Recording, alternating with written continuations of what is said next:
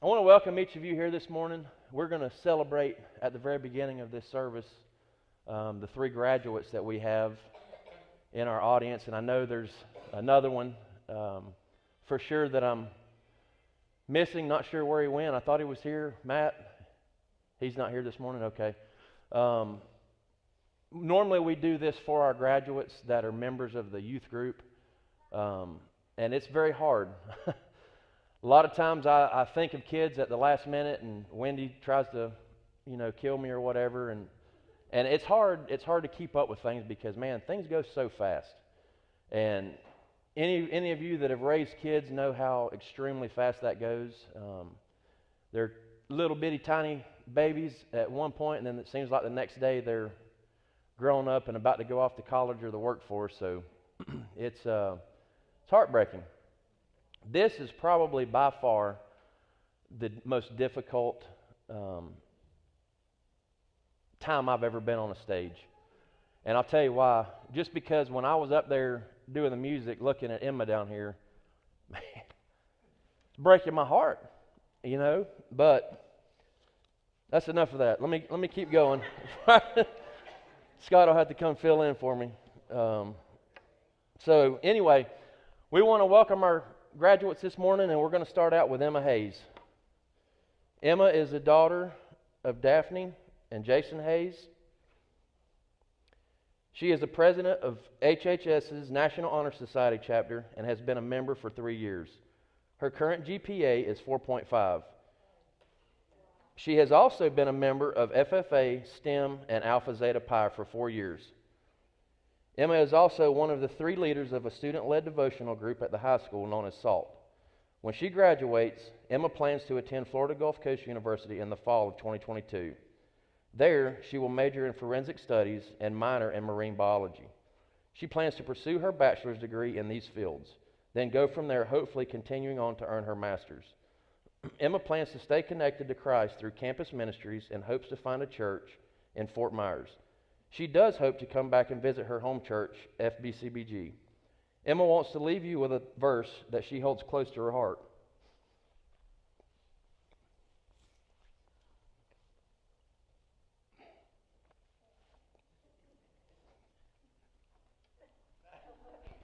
Didn't think it was going to be this hard. Trust in the Lord with all your heart and do not depend on your own understanding. Seek His will in all you do, and He will show you which path to take. That's Proverbs 3.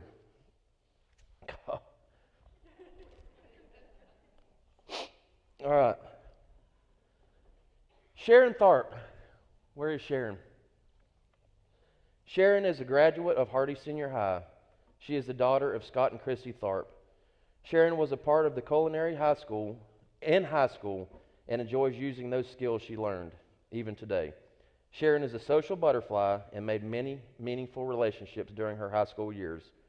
Sharon plans to continue to work and save for the future. Currently, she's working at Amazon and works her tail off. All right, Bryn Witt.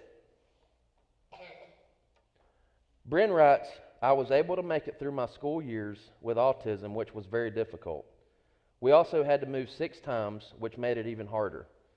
But all in all, I did it. My goal was to move on to Finland and become a graphic designer. I will do a few years of college here at the community college.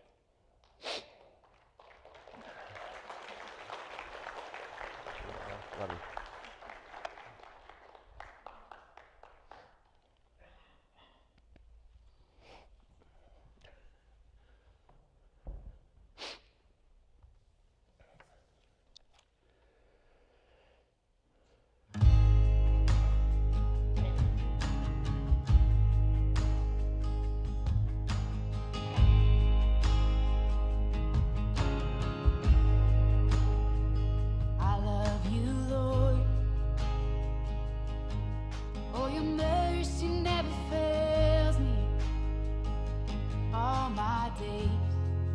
I've been held in your hands from the moment that I wake up until I lay my head. Oh, I will sing of the goodness goodness of God. All my life you have been faithful. All my life you have been so, so good. With every breath that I am able, oh, I will sing of the goodness of God. I love your voice. You will lead me through the fire, and in darkest night, you were close like no other. I've known you as a father, I've known you as a friend, and I have lived in the goodness of God. Yeah. And all my life you have been faithful. Oh, and all my life you have been so, so good. With every breath that I am able, oh, I will sing of the goodness of God. Yeah. 'Cause your goodness is running after, it's running after me. Your goodness is running after, it's running after me. With my life laid down, I'm surrendered now. I give you everything. 'Cause your goodness is running after, it's running after me.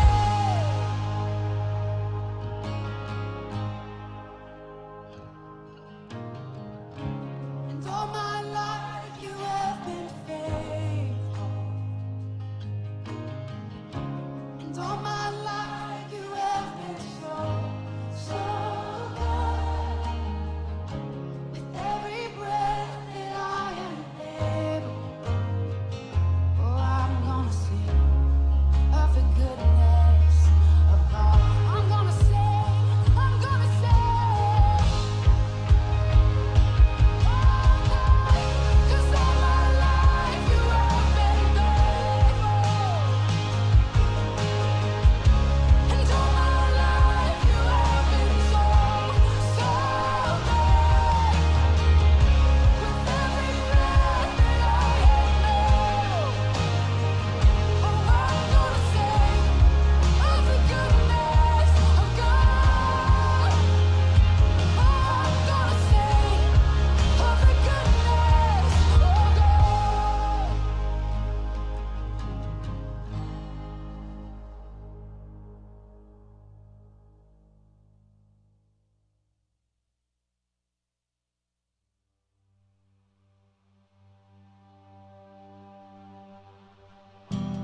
All throughout my history, your faithfulness has walked beside me. The winter storms made way for spring. In every season, from where I'm standing, I see the evidence of your goodness all over my life, all over my life. I see your promises in fulfillment all over my life, all over my life. Help me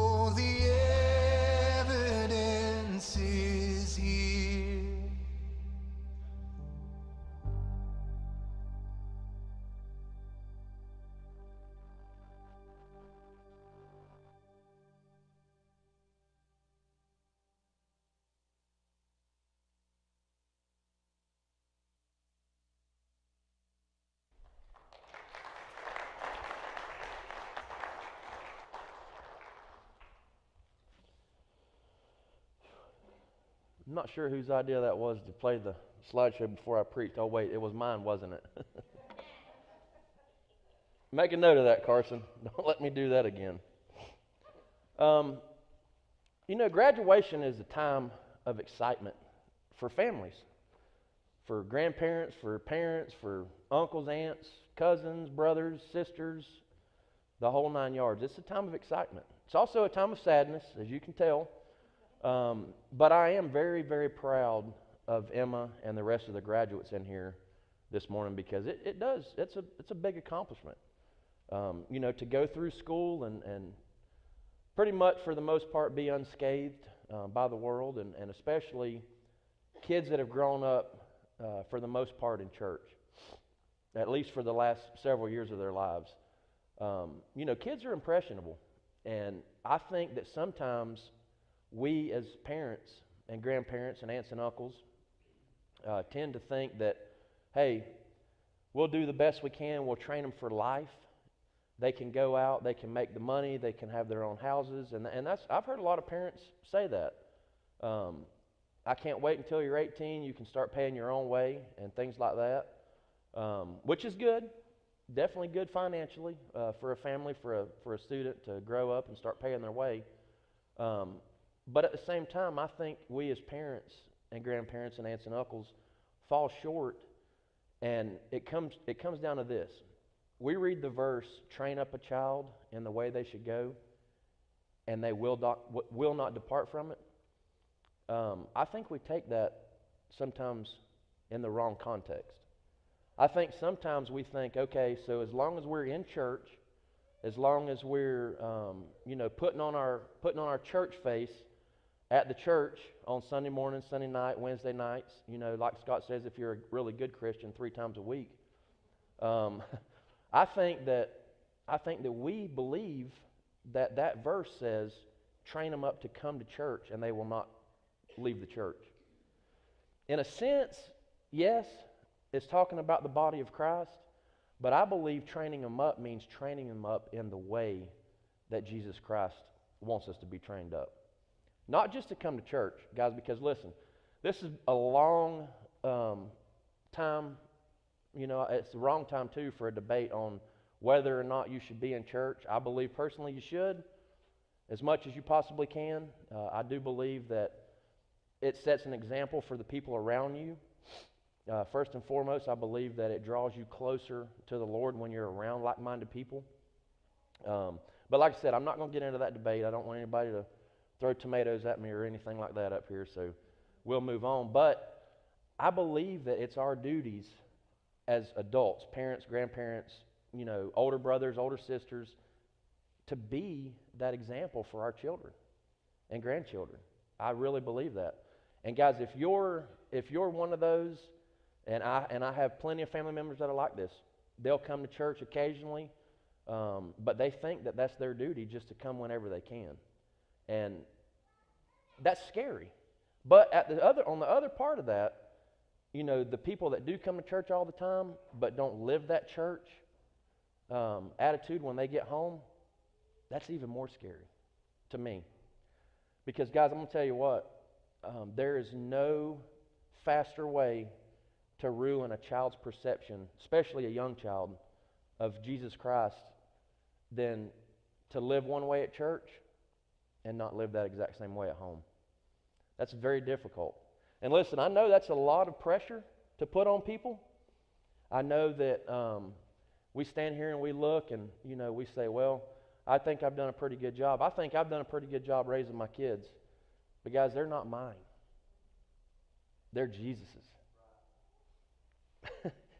And even though I have a difficult time letting them go, that's what we're called to do. We're called to train them to go out and win souls. Not to sit in a church, although I do think that we should be in a church at the appropriate times. But guys, we're supposed to train those children to go out to win souls so there can be more people knowing Christ. Not necessarily coming to this church or any other church, but to be a body, to be involved in the body of Christ, to be a part of the body of Christ. That's what our responsibility is. And listen, You know, we spend so much time as parents, I'm just as guilty as anybody else, of pushing our children in directions. Let's face it, in today's world, you have to push a kid to do something. Honestly, you do. I mean, I don't know where we as parents have fallen short on that, and we as a society, I truly believe that it's because everybody's a winner, no matter if you're a loser or not. And I'm not talking about a loser as a person. I'm talking about on a sports, team or something like that. Everyone wins. Everyone gets a big trophy. Everyone, attaboy, that's great. You did a great job. Although they do a great job, they may play their best. There's got to be a first, and there's got to be a second, and there's got to be a third. Not everybody wins first place. So we spend a lot of years as a society training our children that anything you do is perfect. You know what I'm saying? I mean, you look at society today, and people, man, for the singing thing on television, American Idol. I'm getting old. I've seen people on there that go up there, and I know they're a product of their parents or somebody in their lives saying, "You sing better than anybody on the face of the planet." They sing worse than I do, and that's pretty bad. Trust me. But that's how it goes, and we train our children as Christian parents to be mediocre in our faith. And golly, guys, that breaks my heart. It really does.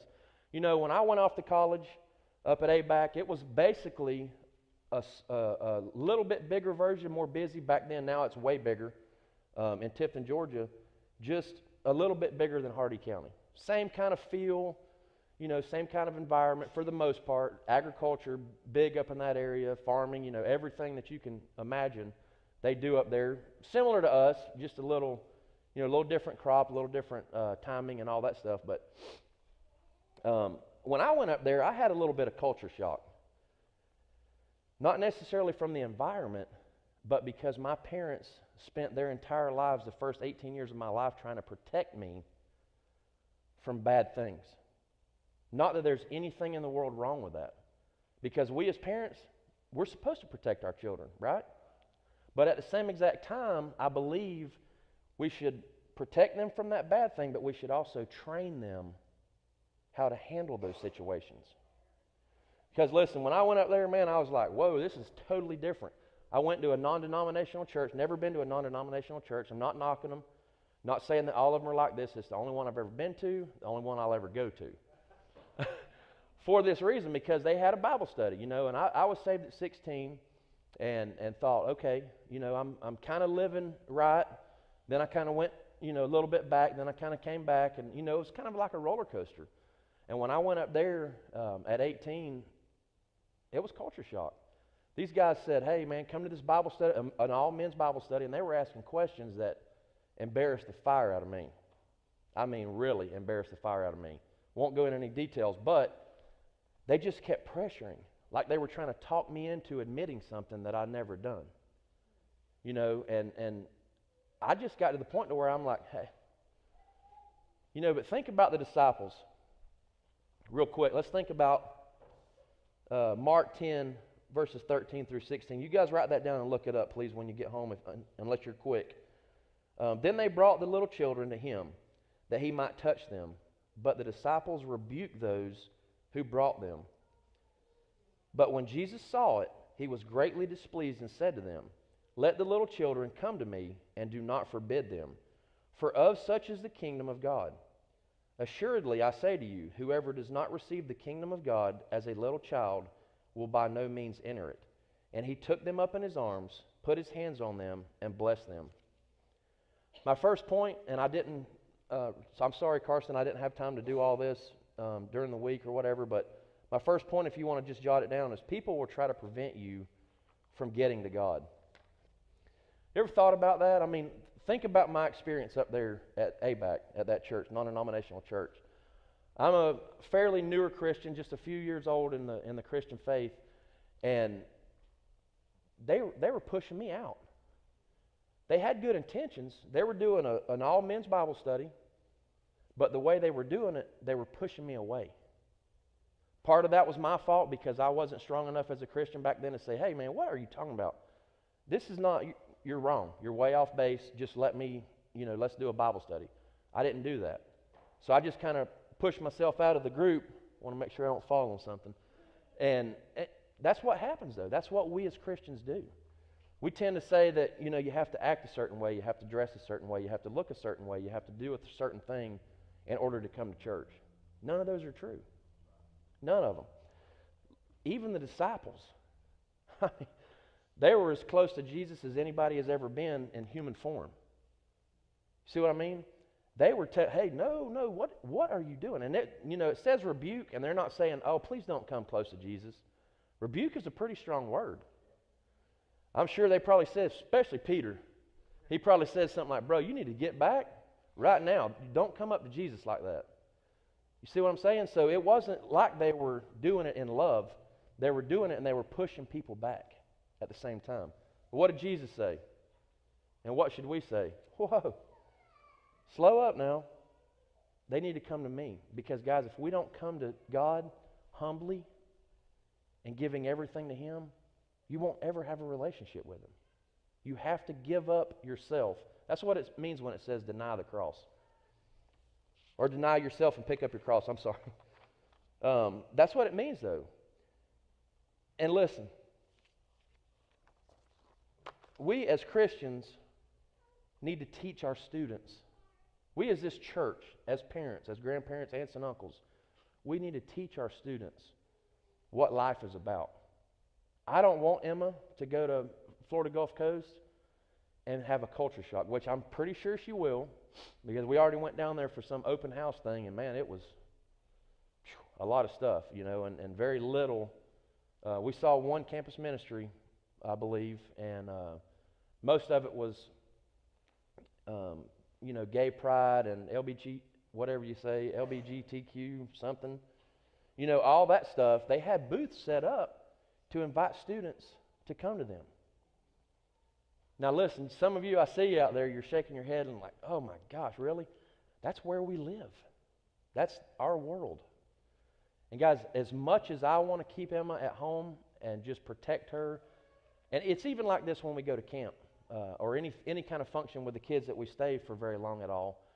You're in a safe environment at camp and everything is about Jesus. Yeah, we go to Daytona and there are people that are, not Jesus over there, but it's safe. And we know that we go there to be around Jesus. We know that we go there to worship Jesus. And I know every time it gets me, man, when we come back here, what happens? The world, right? We're exposed a little bit to the world over there in Daytona while we're there. But when we come back here, man, you have kids in school that are having sex in 6th grade in the bathrooms. You have kids in school that are in junior high that are getting arrested for drugs. It's not just the high school kids, and it's not just the college kids, and it's not just Fort Myers. It's Hardee County, Florida. It's here. And as much as I want to say, Emma, please don't go to college, I'm so proud of her. I really am. I'm proud that she is a strong enough person. I want to say she gets her stubbornness from her mama, and I'm not even sure where Daphne's at right now, so she probably left because she didn't want to hear this part, but I think it probably comes from me, to be honest with you. She's bullheaded and strong-willed and very, very opinionated in a good way. Now, she will love you like Jesus loved you, but if you mess up, she will tell you messed up. And that's a good thing. That's a good quality to have. But at the same time, I think we failed as parents because we haven't exposed her to the things that she will be exposed to down there. So guys, we come as parents, and when Emma was little bitty, I swear, I could just about hold her like this, her little head here and her little butt there. And I was so scared to death, I didn't even know what to do. But the whole time, we were in the hospital. I think she had Emma like at 3 o'clock in the morning or 4 o'clock in the morning or something like that. And then this was probably like about 11 o'clock in the morning, like 7 or 8 hours later. And the nurse hadn't let Emma breastfeed yet. So I'm kind of getting a little bit, like, bro, because my mom, she's an avid, person on that and supports that, and so do I. I'm not saying anything bad about either one, but they just wouldn't let her stay there, and they would like take her and they would bring her back to Daphne, and then they would do this and back and forth, and finally they said, hey, we're going to take her into the nursery and try to get her to bottle feed. I said, no, you're not. Well, then they changed their mind. I said, leave her with her mama and let her try. That's all I ask. Well, they left her there for about, I don't know, a minute and a half. Emma was, like a little bird over there just trying to do whatever. And then, this is probably why Scott only lets me preach once a month, guys. But, she's over there trying, and the lady comes back in, and she's like, I've got to take her to go do this. And I said, hold up, where are you taking her? And man, in my mind, I knew. They're going to take her back there, and they're going to bottle feed her. My mom had put in my brain, if she takes a bottle, she'll never nurse again. I'm thinking, wow, I've got a milk cow that gives free milk, but yet they're trying to make me pay for formula. Oh, Lord, I hope she's not here.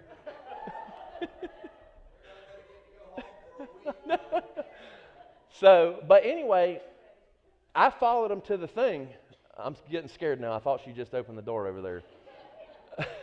But I followed them to the NICU, or whatever it's called, the nursery thing, and made sure they did not do that. And then I told the doctor, she needs to be with her mother. So they took her back. And I think these nurses were like, man, who is this guy? And is he going to kill every one of us if we don't do what he says? But that started me protecting my child. And listen, guys, God protects us even more than that. But at the same time, God allows us to be in situations to where we can minister to other people, to where we can love on other people.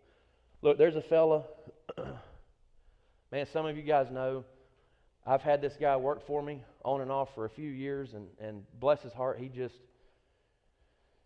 can't get away from the drugs and alcohol. And, I mean, long story behind all that, but bottom line is, I fired him and told him that I wasn't going to hire him again. Now, this is over the course of 2 years, me giving him money, and, I really take that verse literally. Bruce and I talked about it the other night. How many times do you forgive someone? 7 times 70? There's not really a number. Weston said something like whatever the 490 or whatever that is. That's not the point.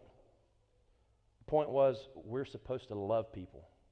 I made him go to rehab, long story short, and he come out, and now he's living in our camper behind our house temporarily. But that's not comfortable.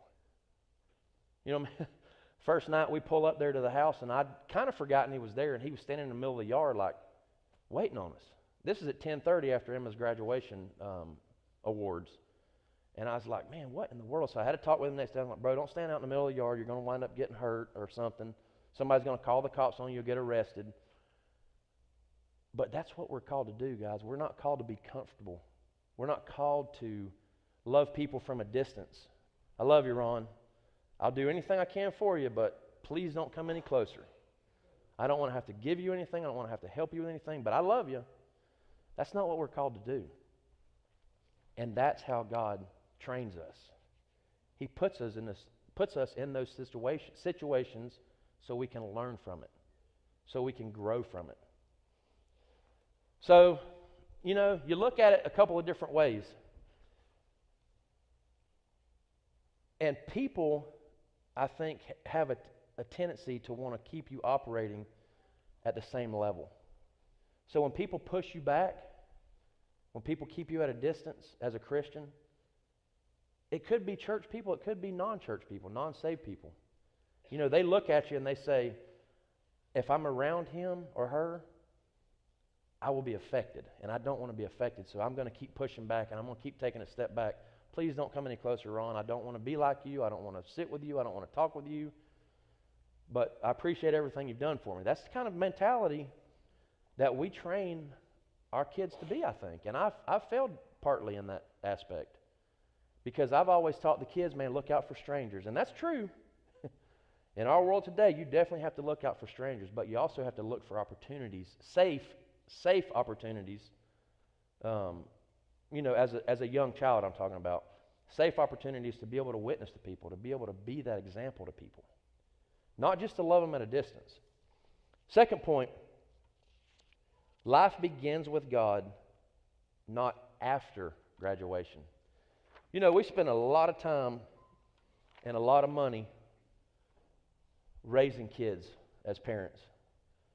A kid will always say, I can't wait until I graduate because then I can, ...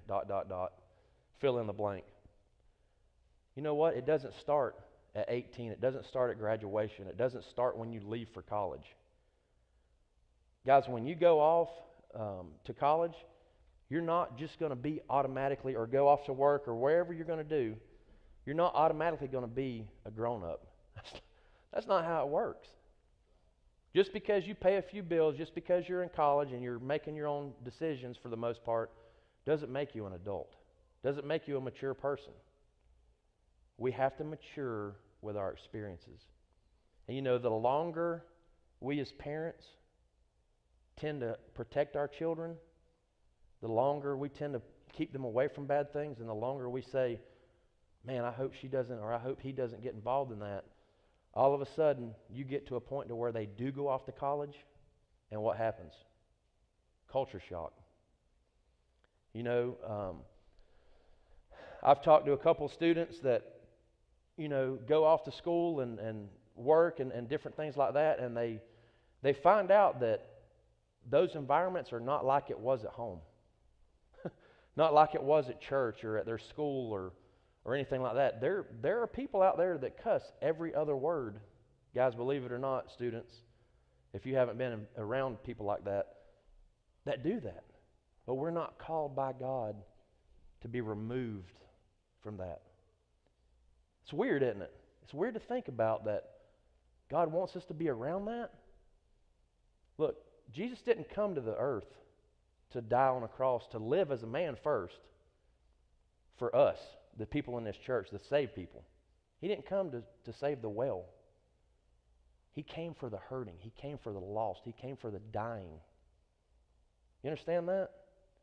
So did Jesus say, whoa now, I don't want to be around that person. They say bad words, or they go too many times to the tavern. Do they have taverns?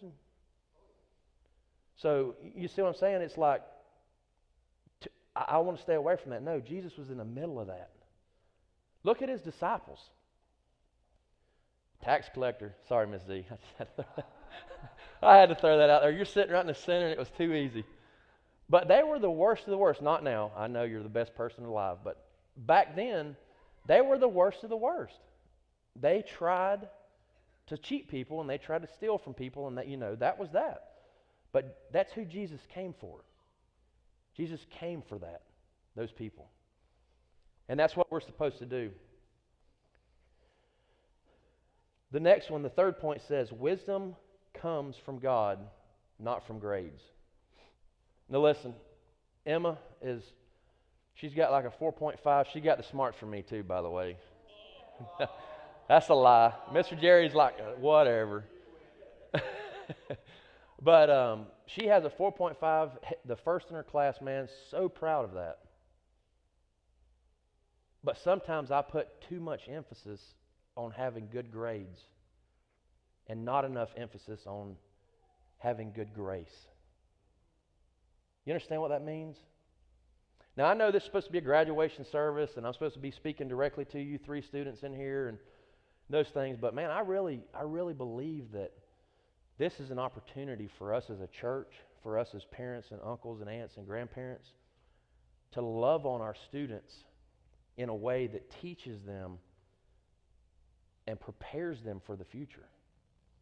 Because as important, listen, I fully support Emma's decision to go to Florida Gulf Coast to get her master's, to do everything she wants to do.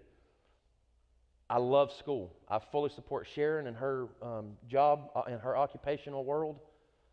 Bryn wanting to move out to Finland. I support all that. But none of those things are more important than the way we should train our children. You understand what I'm saying? We should prepare our children to be in the workforce, to be in a college in Fort Myers, to be in a college in Finland. That's what we should be training them for. We shouldn't be training them to come to church every day. That's important. But they learn that from your example. They learn to be in church. You know, the statistics say people that come to church as a family, like myself, Daphne, and our 2 kids, Jake and Emma, they come to church because we come to church at the early stages of their lives. Some families have to force their kids to come after they get 13 or 14. I've heard families say that. Ours just know. Sunday morning, we get up, we go to church. Do they like to get up early? No, Emma had to get up at like 7 this morning, and it was killing her. Yeah, a college girl gets to sleep in until like 9:30 or 10 every day. But anyway, they learn that from our example. But you know what else they learn from our examples? Like I said at the beginning, the bad things too. We don't live that life out at home. They learn that. And you know, statistics say that the majority of the kids that have families that are in churches will attend church until they're 18 years old. And I don't really like statistics a lot, but I thought this one was pretty interesting. After 18 years old or after graduation, it falls off. And I think it was before graduation was like 99.7%. After graduation, 67%. Never attend church again. Grew up in the church. I'm not talking about the lost world. I'm talking about kids that grew up in churches. Why do you think that is? Because of our examples. It's heartbreaking. It really is. I told you guys that this is one of the hardest sermons I've ever done before. I've, preached at funerals and weddings and stuff like that. But this one hits me right here. It's not just because Emma's graduating and moving on to the next part of her life, but it's because it's so true. We as parents need to say, hey, this is what's important. We need to teach our kids that this is important. Proverbs 9:10 says, "The fear of the Lord is the beginning of wisdom, and the knowledge of the Holy One is understanding." So wisdom doesn't come from getting good grades. Doesn't come from being top of your class or third in your class or 27th in your class or whatever place you might have been. Wisdom comes from what? The knowledge of the Holy One. How do you get knowledge? Reading your Word, spending time with Christ, building that relationship. I was talking to Olga a few weeks ago, and I was thinking, about some stuff, and that's kind of dangerous, I know, sometimes. But I started thinking, and Emma actually sparked this thought in my mind first. I discussed it with Olga after church one night and a couple more people, and we were just kind of hashing it out. And I'm not saying that this is 100% accurate, because I may say some things wrong, but I'm going to tell you something that I thought of. I asked Emma, a person that she is talking to as a friend, I said, hey, you need to figure out if they're a Christian or not. And if they're not, then you can lead them to Christ. And it's awkward sometimes when you first meet someone. I understand that. Well, she did.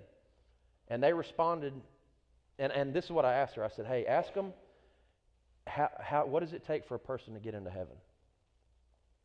And I guarantee you, most of you, if I asked you that question, would probably say to have a relationship with Christ. Is that right? I'm going to tell you one example, and there are a couple other ones, but did the thief on the cross have a relationship with Christ? No. But yeah, he didn't build that relationship. You know what it takes for a person to get into heaven? To accept that he died on the cross, rose from the grave, so that we could be saved. The relationship is the plus, the overflow of that. That's why we come to church. That's why we read our Bible. And look, I'm not saying that a relationship with Christ is not the most important thing in the world, because it is. Absolutely. After salvation, you building that relationship with Christ is the most important relationship you could ever build, without a shadow of a doubt. But I think over the last 20-something years that Daphne and I have been in the youth ministry, I think that we put so much emphasis on having that relationship, that relationship is what gets you to heaven. And yes, in the grand scheme of things, it is, because you can't have a relationship with Christ unless you're saved. Completely get that. But I think that we as adults tend to dumb it down for people. That's why it says the little kids came to him and he told his disciples, bro, get back, let those little kids come, because they come humbly. They come wanting to learn. They come wanting to have a relationship. And look, if you're in here this morning and you don't have that relationship, please, I'll give you an invitation here in just a few minutes. But what I want you to take from that is we need to train our kids. Look, I have one more. He's 16, up there running the camera. Spitting image of me, attitude-wise, and all that. He's laid back. He's, whatever. Emma and Daphne are kind of uptight little stress balls, but please don't tell her I said this. But, it gets to the point to where we spend so much time doing that we forget the most important part is the beginning of that relationship. Bruce said, thief on the cross had a very short relationship. He did, because you know what he said? Yes, Jesus said, I'll see you in heaven. And he did. I don't know how long. It doesn't really say that he lived another 4 hours or 10 hours or 12 hours or died that second. But that was the beginning of that relationship, because he accepted Christ. That's the most important thing. So the number the fourth point is, you can have none of the good life until you come as a child. That's what I was saying.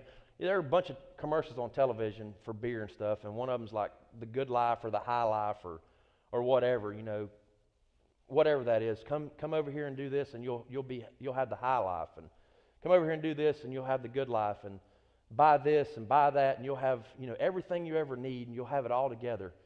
But you know what? It's not like that. I don't know one person on the face of the planet that has it all together. I don't. Elon Musk, rich, super rich, doesn't have it all together.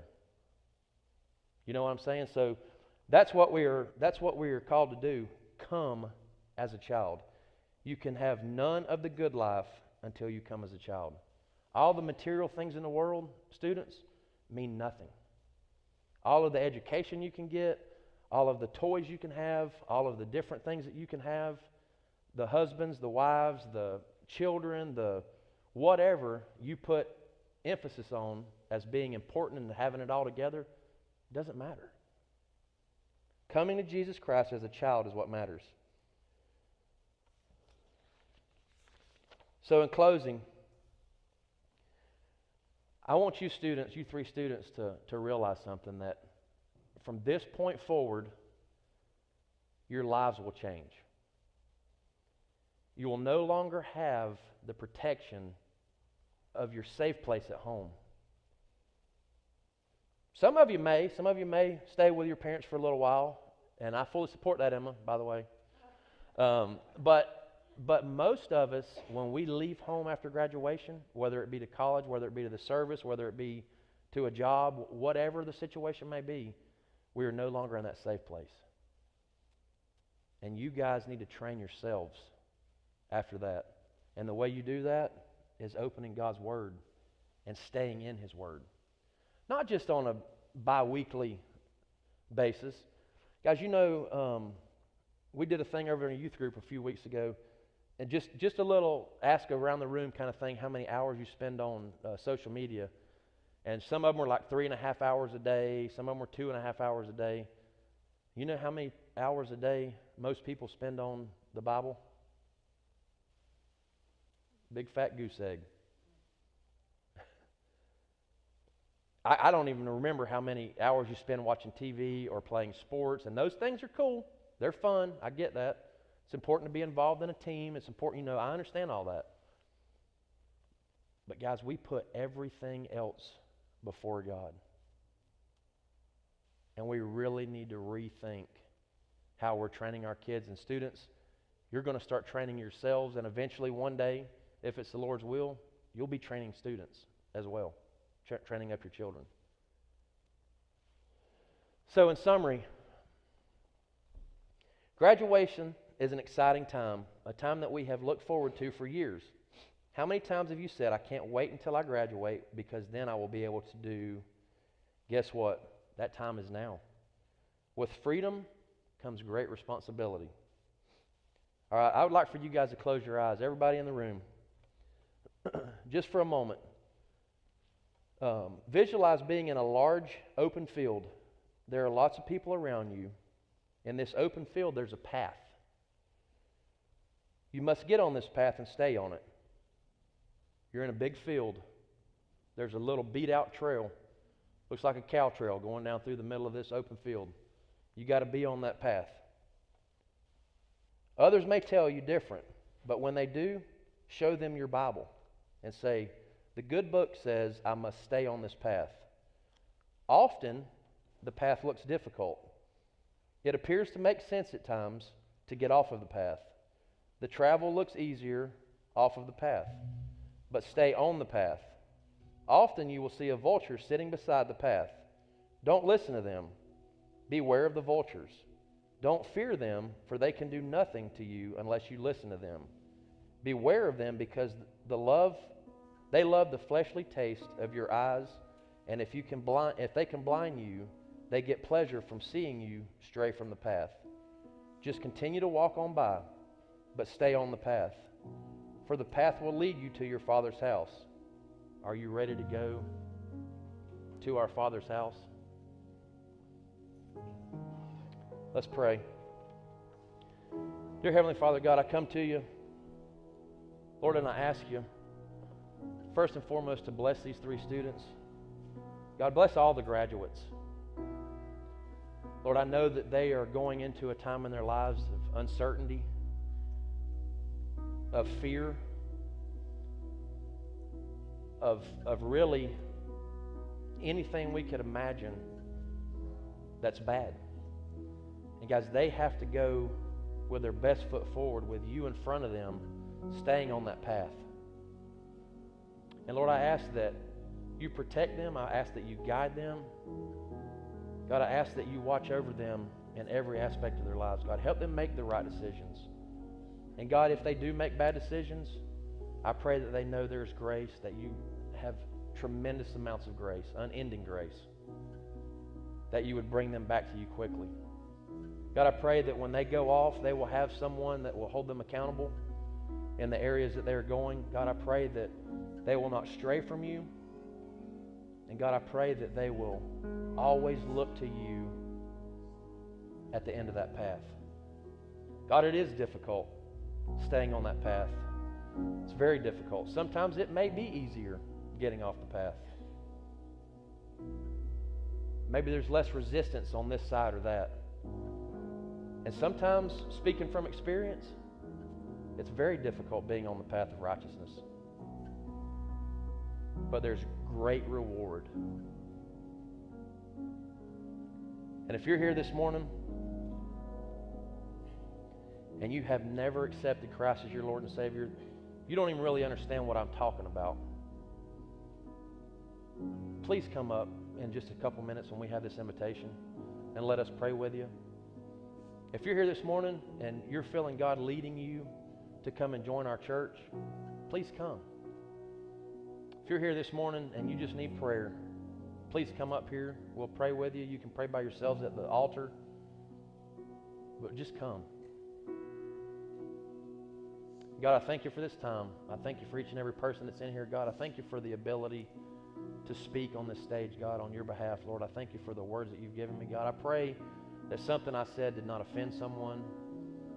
God, I pray that every word I said touched the hearts of each person and they received it well. And I ask all these things in your Son's precious name. Amen.